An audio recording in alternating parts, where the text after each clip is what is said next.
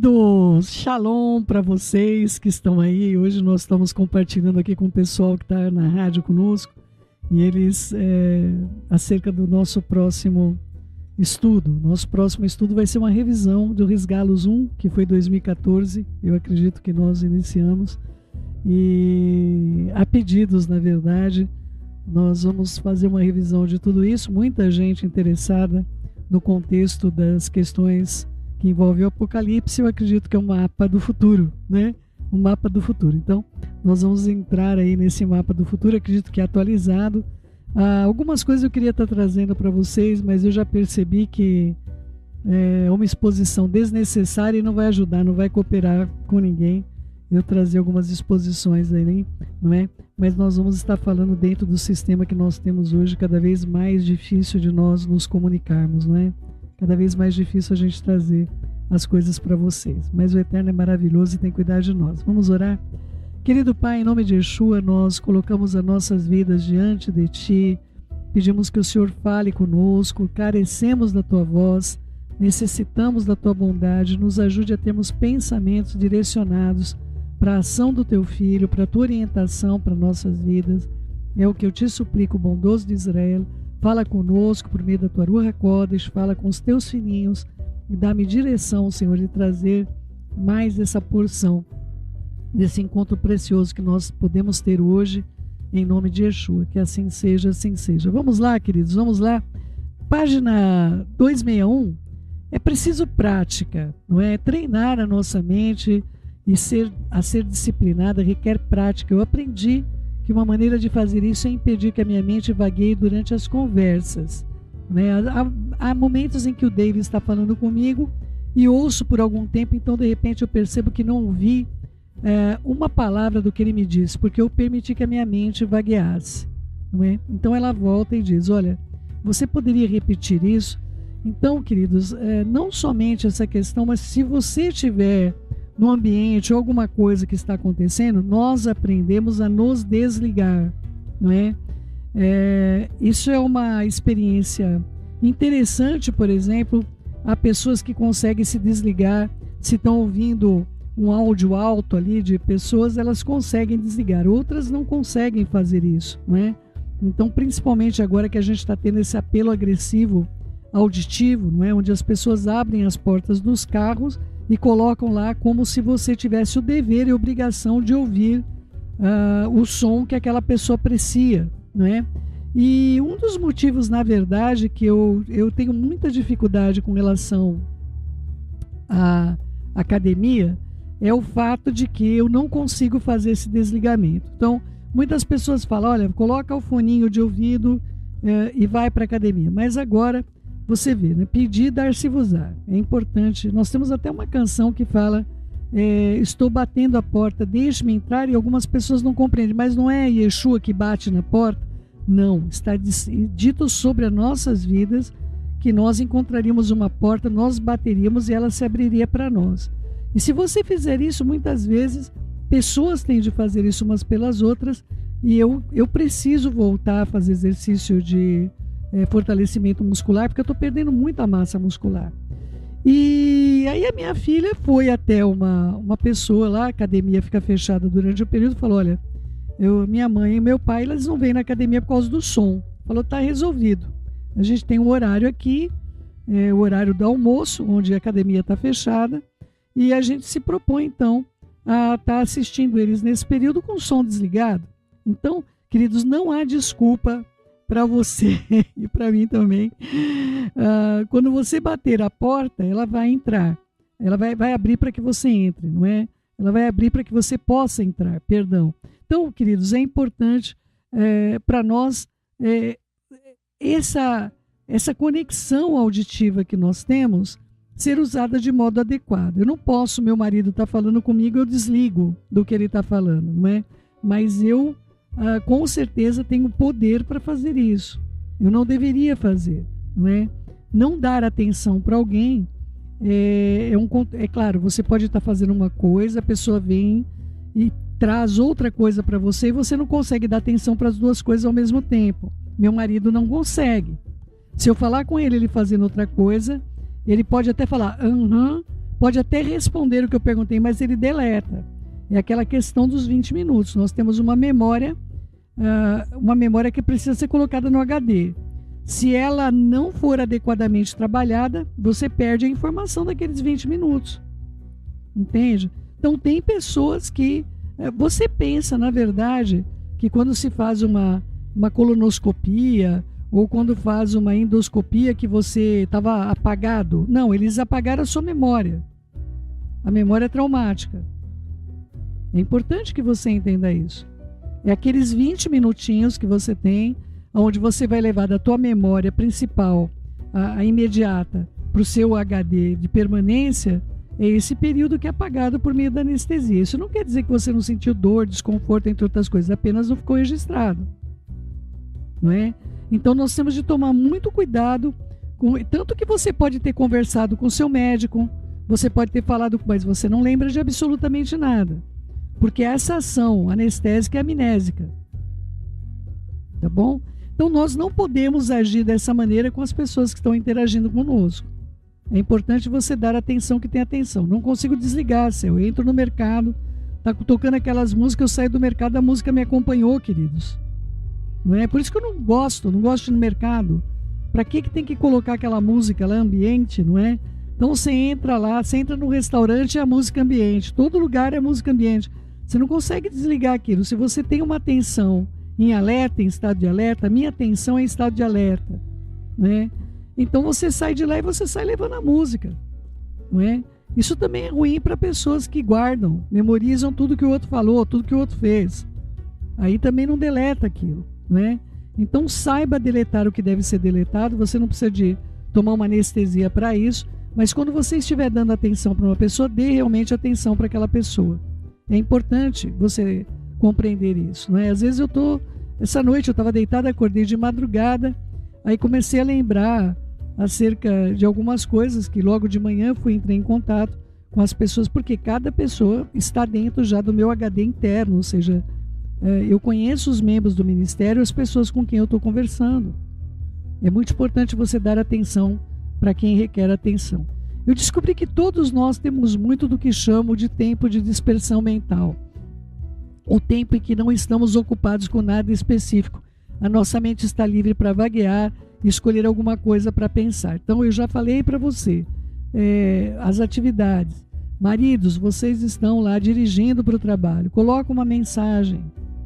Não deixa a tua mente vaguear. Você não vai estar produzindo nada de positivo com a tua mente.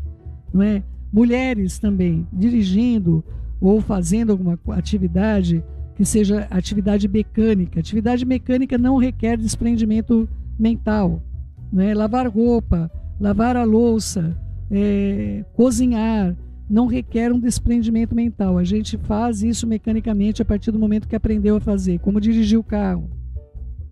Uma vez, quando você começou a dirigir o carro, você não conseguia trocar as marchas, você não conseguia fazer nada. Então a atenção era total para o carro. Mas quando você aprendeu, você está dirigindo o carro como se fosse uma extensão do seu corpo. Você não precisa mais pensar em mudar a marcha. Você sabe o que fazer. Não é? Vamos lá. Lembrando, eu gostaria que você pegasse os pensamentos poderosos, você fizesse um quadrinho. Eu estou pensando em fazer isso. Para deixar isso claro ali na sua mente.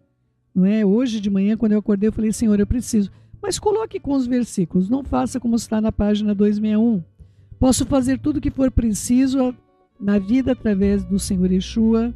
O Eterno me ama incondicionalmente. Coloque os textos de cada um dos pensamentos. Não viverei com medo, sou uma pessoa que não se ofende facilmente. Amo as pessoas e tenho prazer em ajudá-las. Confio no Eterno completamente, não há razão para me preocupar. Sou contente, emocionalmente estável. O Eterno supre todas as minhas necessidades em abundância. Busco a Shalom, a paz com o Eterno, comigo e também com os outros.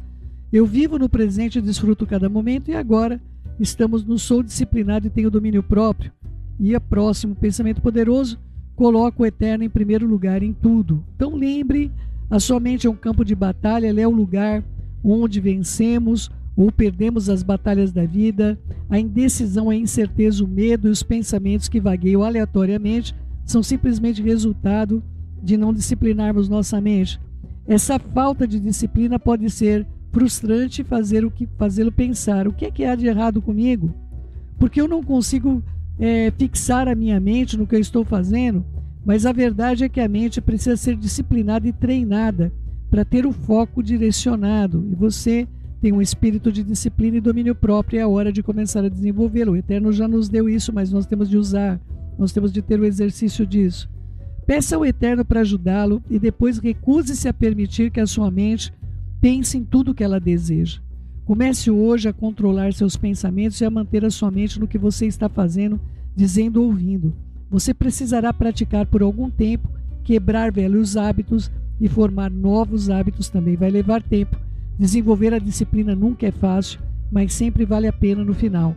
Quando você vencer a batalha na sua mente, você será uma pessoa muito decidida, mais confiante, mais focada. Então você também será uma pessoa mais eficaz e produtiva. Queridos, essa questão de dizer: olha, eu não consigo parar de pensar nisso, eu não consigo, não é? Eu já compartilhei com vocês acerca de uma pessoa querida, que eu estive dentro daquela congregação durante quase 3 décadas, né? E o nosso líder ali, o filho foi atravessar a rua atrás de um pipa e foi atropelado e teve fratura craniana. Eu creio que aquele menino foi ressuscitar de um modo sobrenatural. E ali no chão era uma poça de sangue. E os meninos, meus filhos, tinham praticamente a mesma idade do filho dele que sofreu o acidente. E ele disse que vinha na mente dele, a esposa não estava com ele, era na reunião de oração durante a semana, e a esposa não tinha acompanhado, e ele ficava: como é que eu vou falar com a minha esposa? Eu vou falar para minha esposa que nosso filho morreu, não é? E ele começava a ver o enterro que ele teria de fazer para o enterro, e ele falando para a esposa, e ele começava a tirar aquilo da mente, falava: não, essas imagens não provêm do Senhor, o Senhor me deu vida e abundância, o Senhor disse que meus filhos seriam abençoados.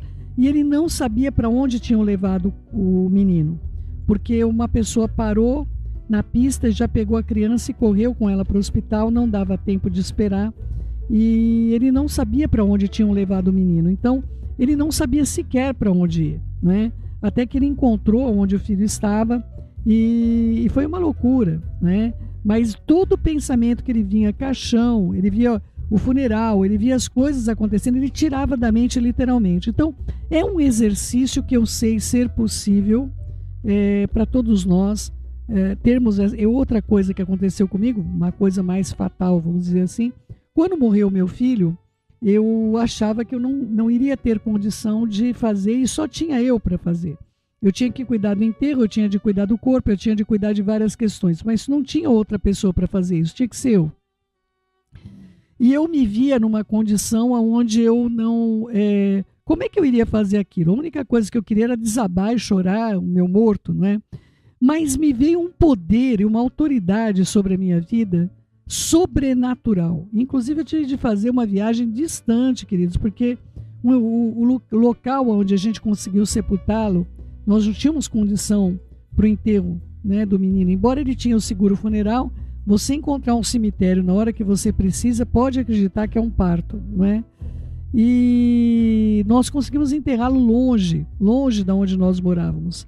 E eu tive de fazer uma longa viagem sozinha, porque eu tive que deixar, o meu marido teve que ficar aonde estava o corpo sendo velado. Eu tive de voltar para tomar um banho, porque eu estava virada, estava sem dormir e continuei sem dormir. Eu tenho problemas sérios quando eu passo uma noite sem dormir. Mas, queridos, eu tinha uma atenção sobrenatural que eu cheguei em casa, eu escrevi um teilinho, escrevi um salmo, que foi o salmo que eu coloquei na mão dele na hora que ele foi enterrado. Então, essa atenção naquilo que nós precisamos fazer. Claro que depois você pode estar usando uma energia que você não possui, mas eu digo para você que nós temos energia para crise.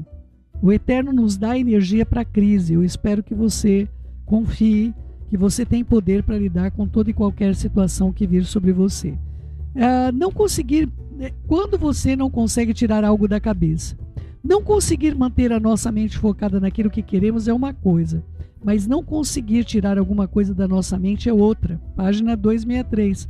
Podemos nos preocupar com uma situação ou ficar remoendo aquilo na nossa mente sem parar para encontrar uma solução.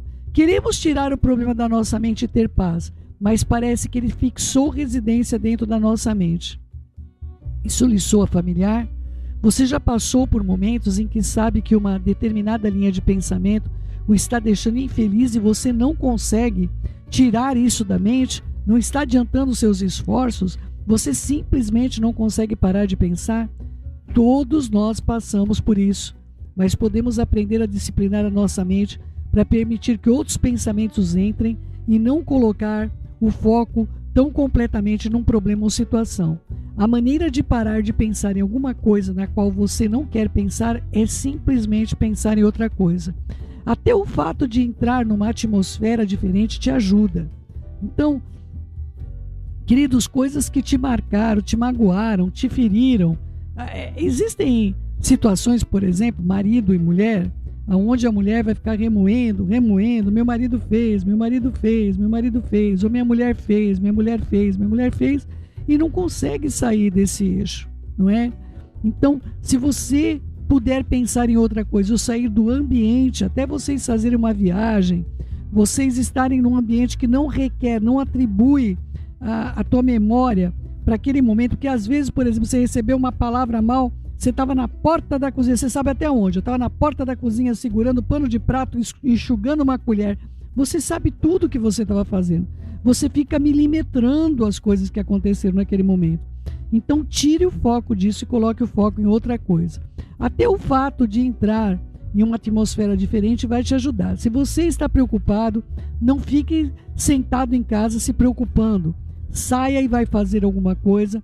Coloque a sua mente em algo que dê bons frutos, porque a preocupação não faz bem algum.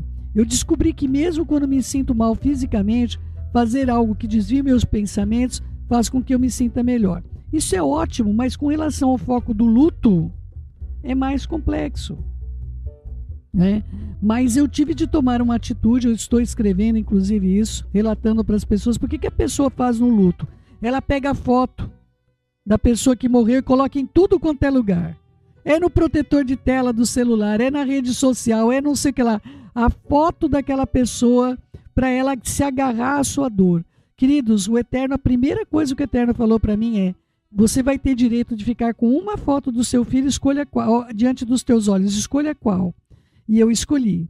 E aí ele falou: agora você coloca dentro da cristaleira. É a única foto do meu filho que eu tenho. Visível aos meus olhos. Eu não tenho outra. Eu não tenho foto do meu filho junto com as fotos da família. Não tenho. Eu não tenho foto do meu filho. A foto do meu filho está dentro da cristaleira. Eu não tenho a foto dele em nenhum outro lugar. Não tenho no celular para mostrar para os outros: olha, esse aqui é o meu filho. Eu não tenho. Porque ou eu fazia isso ou eu ia ser enterrada com ele. Eu não conseguia tirar o meu filho da minha mente. Então, esse apego ao sofrimento, queridos, que às vezes você fala isso para a pessoa, ela pensa que você nunca passou por aquilo, não é?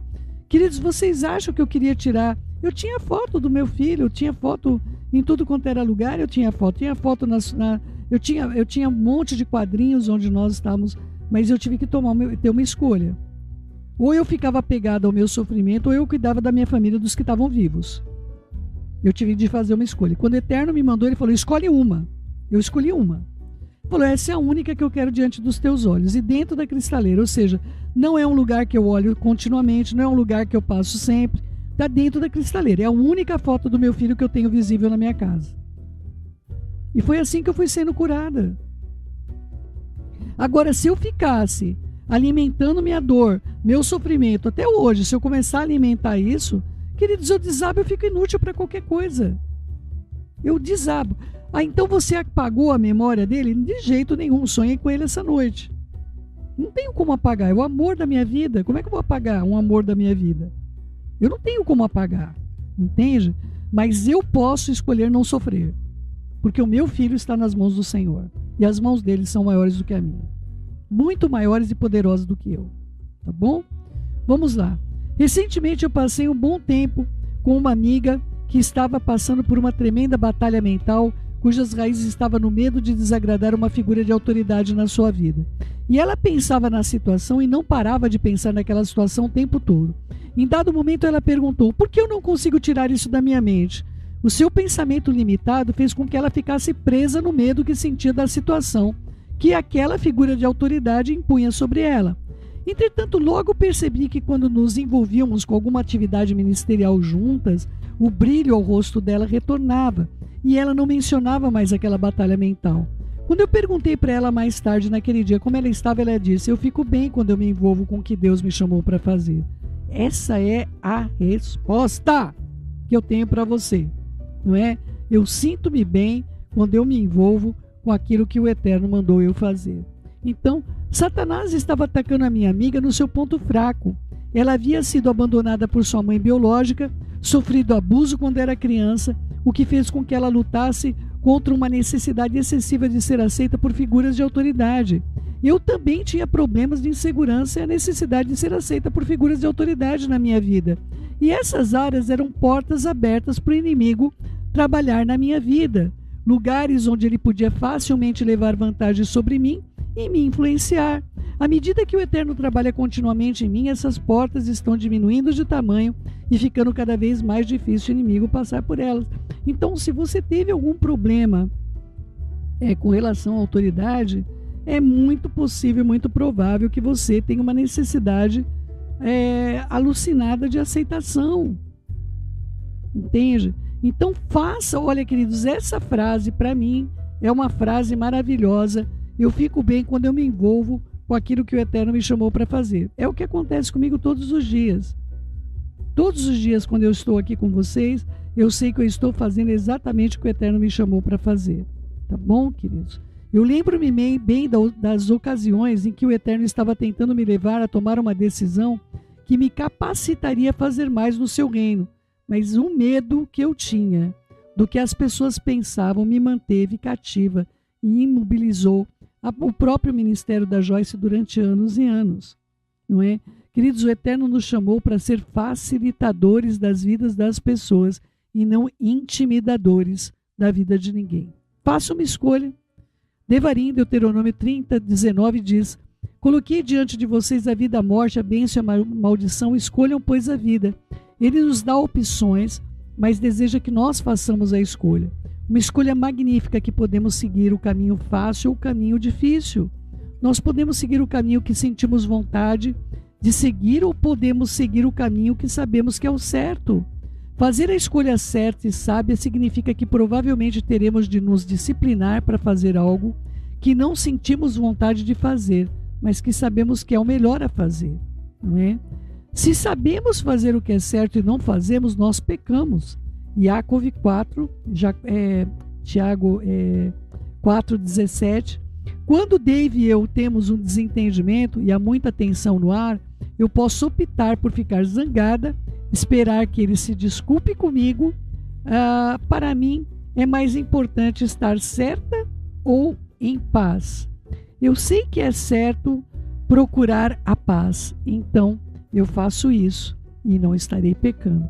É muito complexo quando nós queremos provar. E a questão, queridos, quem passou por rejeição, sofreu alguma grave injustiça, pode entrar num contexto de querer se justificar diante de coisas que são incabíveis. Mas como que o outro pode pensar dessa maneira?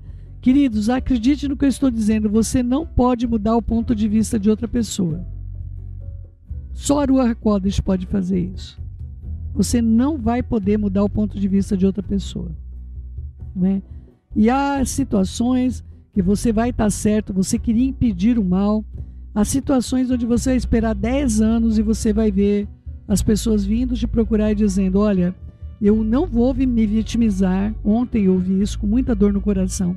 Eu não vou me vitimizar porque eu sei que a senhora falou para mim isso há 10 anos e eu fiz a minha própria escolha. Eu não sou vítima, eu sou autora do meu sofrimento. E eu lamentei ouvir isso. Eis aí um momento que eu queria não estar certo, não é? Agora entendo mais que nunca que fazer as escolhas certas é a chave para uma vida feliz. E manter a nossa mente nas coisas certas é uma outra escolha. Não deixe que a sua mente vagueie por aí e faça o que quer que lhe agrade. Lembre-se que você tem um espírito de disciplina e domínio próprio, e você recebeu uma mente sadia. Você não precisa enfermar com vícios mentais, tá bom? Essa coisa do disco quebrado é um vício mental. Então, tem aí as atividades para vocês. Eu já falei que o PowerPoint a gente postou lá no canal do Som do Céu, do Telegram, e você pode utilizá-lo para você fazer essas questões. Olha, deixa eu ver onde é que nós estamos, queridos. Eu gostaria tanto de acabar essa parte hoje. Vamos ver se a gente consegue. Vamos lá, olha só. O domínio próprio está intimamente ligado à disciplina. Se você tem um, você terá o outro. Eu gosto de dizer que o domínio próprio e a disciplina são amigos e ajudarão a fazer o que você quer, a fim de que você possa ter o que deseja. É óbvio que o Eterno nos deu o fruto do domínio próprio, porque Ele espera que nós nos controlemos. É errado uma pessoa dizer: eu não consigo me controlar. A verdade é que ela poderia se quisesse. As pessoas não podem mudar, a não ser que encarem a verdade sobre quem são no Eterno, em Yeshua. Portanto, todas as desculpas devem cessar. Elas precisam assumir a responsabilidade nessas áreas que estamos abordando. Comece a pensar: eu sou uma pessoa disciplinada e eu tenho domínio próprio porque o Eterno deu isso para mim. Eu vou fazer uso desse exercício, não é? O apóstolo Pedro, o Kefa, o Shalir, escreveu sobre várias qualidades positivas que precisamos desenvolver, inclusive a diligência, a fé, a virtude e o conhecimento. Segunda Kefa, 2 Pedro 1,5. Então ele prosseguiu nos incentivando com conhecimento, domínio próprio, com domínio próprio a perseverança, com a perseverança a piedade, com a piedade a fraternidade, com a fraternidade o amor. Segunda Kefa, 2 Pedro 1, 6 e 7. Demonstrar amor pelas pessoas é a vontade do Eterno e deve ser o objetivo de todo aquele que crê. Fica aparente naquilo que as Escrituras dizem sobre o exercício do domínio próprio que é necessário para atingirmos esse objetivo. Viver com domínio próprio significa exercer restrição. Ninguém gosta disso. A restrição não é agradável, mas as Escrituras nos apresentam algo admirável a se fazer. Mislei, Provérbios 1,15, quando o rei Salomão escreveu ao seu filho como viver com pecadores à sua volta. Ele aconselha simplesmente: filho meu, não te ponha no caminho deles, guarda das suas veredas os seus pés. Obviamente, é que esse é um bom conselho para os jovens. Mislei 10:19, Provérbios 10:19 diz: quando são muitas as palavras, o pecado está presente, mas quem controla a língua é sensato. E assim nós vemos que impor restrições a nós mesmos é ser sábio. Também é bom ter bom senso. Como vemos em Mislei, Provérbios 19:11, a prudência do homem faz reter a sua ira, e a glória sua é passar por cima da transgressão. Obviamente, a restrição tem muitos benefícios e aprender a praticá-la nos servirá para o bem em todos os aspectos da nossa vida. E nós precisamos ensinar nossos filhos, nossos netos a exercerem também restrições nas suas vidas. Se nós não fizermos, nós teremos problemas com isso. O resultado do Eterno tem se pronunciado sobre todas as famílias, pois eu lhes disse que julgaria sua família para sempre, no caso de Eli, que não restringiu seus filhos, por causa do pecado dos filhos do qual ele tinha consciência, e seus filhos se fizeram desprezíveis porque ele não os repreendeu. 1 Samuel 3,13. Veja só, eu e você, se nós não trouxermos restrições para os nossos filhos, nós é que seremos reprovados. Muitas vezes deixamos de disciplinar nossos filhos porque nós mesmos não somos disciplinados. Somente um pai e uma mãe disciplinado conseguirão fazer diferença na vida dos seus filhos para que eles o sejam. Não espere até que seus filhos sejam adolescentes para que você o repreenda. Hoje é o dia de você corrigi-los. Nunca conseguiremos o que queremos apenas desejando. Nós temos de praticar as disciplinas necessárias a fim de obter o que nós queremos. Se você não é um pai disciplinado, muito dificilmente você vai ensinar disciplina para os seus filhos. Isso é em todas as áreas da vida. Em todas as áreas da vida, tá bom? É realmente desagradável estar com crianças indisciplinadas por muito tempo. É preciso dizer a elas inúmeras vezes o que fazer e o que não fazer. Crianças indisciplinadas interrompem quando as pessoas estão conversando, fazem bagunça para os outros arrumarem e geralmente têm um comportamento insuportável. Como pais, seríamos sábios se fizéssemos o trabalho que precisamos fazer ao criarmos nossos filhos para podermos desfrutar da companhia deles por muitos e muitos anos. Eu deixo esse recado para vocês, é muito importante isso. Muitas pessoas não estão interessadas em fazer restrições ou ter domínio próprio. E a disciplina, com certeza, não é um conceito popular. As pessoas tendem e preferem viver do seguinte lema: se é agradável, então faça. O problema é que isso simplesmente não funciona. Não acredito que eu esteja já exagerando ao dizer que nesse momento o mundo está na pior situação como jamais esteve antes. As pessoas têm mais liberdade, supostamente, que em nenhuma outra época da história. Os direitos humanos, a verdadeira liberdade, segundo o Eterno, é algo maravilhoso. Mas pensar que liberdade significa que podemos fazer tudo o que desejamos quando quisermos é convidar um grande desastre na nossa vida, é o que o nosso planeta está atravessando hoje. Eu creio que o Eterno saiba do que está falando quando nos encoraja a sermos disciplinados. A disciplina é boa. Aumente a disciplina em sua vida e você verá o que quero dizer. Pense nas áreas da sua vida nas quais você deseja ver melhorias, seja nas finanças, na saúde, na organização da sua vida, em sua maneira de pensar, que é a mais importante, e naquilo que você fala, extremamente importante, ou uma série de áreas que você sabe que precisa de disciplina. A área de alimentação, a área de que você come, é muito importante. Exercícios físicos, leitura das escrituras, extremamente importantes, momento de oração. Então diga: eu sou uma pessoa disciplinada, eu tenho domínio próprio e farei a minha parte para colocar a minha vida em ordem. Eu queria falar uma coisa com vocês, nosso tempo está avançando, mas eu estava vindo com o meu marido, a gente fez uma viagem um pouco longa e não passava a hora. E aí chegou um dado momento onde tinha...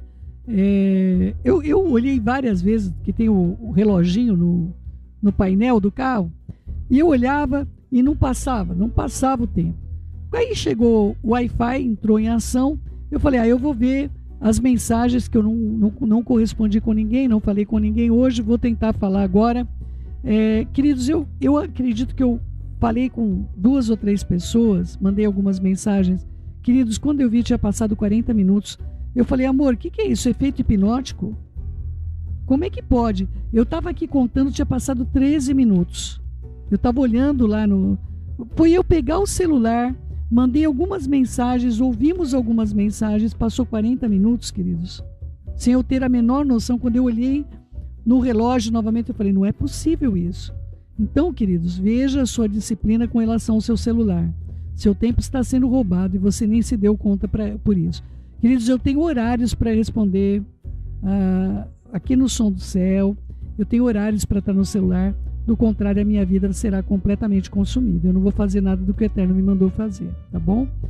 Judeus Messiânicos, Hebreus 12, 11. Nenhuma disciplina parece ser motivo de alegria no momento, mas sim de tristeza.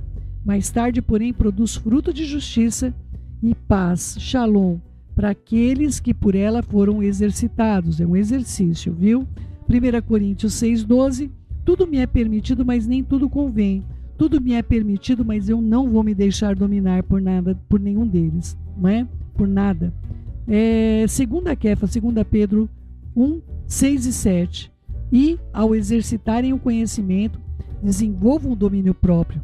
Ao exercitarem o domínio próprio, desenvolvam a perseverança, a paciência e a tolerância. E ao exercitarem a perseverança, desenvolvam o amor do crente, o amor daquele que crê. 1 Timóteo 4, 7. Disciplinem-se visando a piedade. E nós agora vamos entrar no próximo encontro, no último pensamento poderoso, não é? E eu espero que até a semana que vem nós tenhamos concluído esse presente que foi esse tempo que nós tivemos nesse estudo maravilhoso. E eu espero que tenha ajudado você e continue ajudando, não é? As aulas ficam aí no YouTube e você sempre pode revisá-las. E que o Eterno bendiga você, a sua casa, e você tenha uma vida disciplinada, porque essa é a vontade dele para todos nós. Beijos no seu coração. Fique na Shalom do nosso Pai.